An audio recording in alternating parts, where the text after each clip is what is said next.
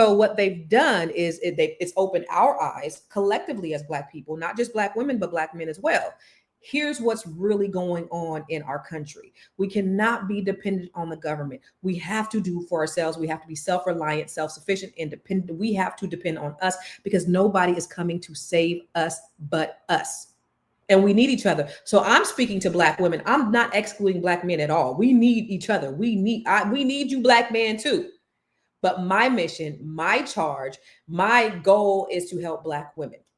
Now, by helping the Black family, by helping the Black legacies, by helping the Black community, I'm helping Black women. There's an African proverb that says, when you teach a man, you teach an individual, but when you teach a woman, you teach a nation. And so Black women, we are under attack right now with these corporate jobs. They've disproportionately affected us. But guess what? They gonna fuck around and find out. Please believe it.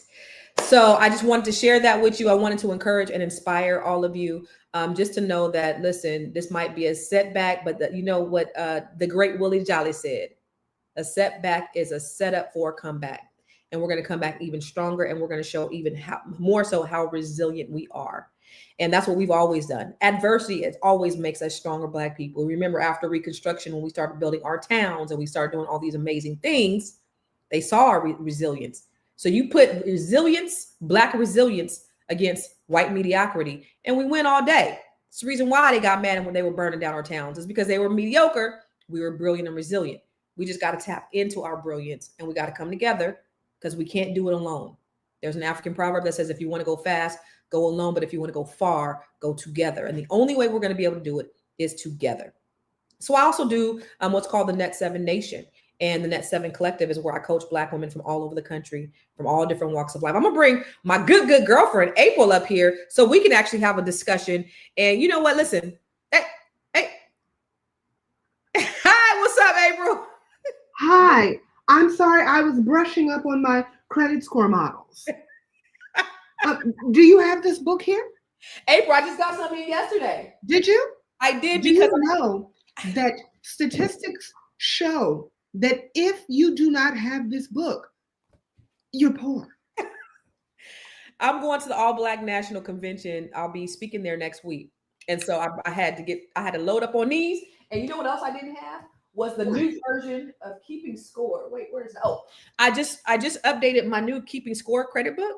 It's the 2025 version, which has all the latest. It's a 2025 version? 2025. And I didn't even have not one because I never had one. So now ordered some so I could take to the All Black National Convention. So when y'all are out, if you guys are going to the ABNC, April and I will be there.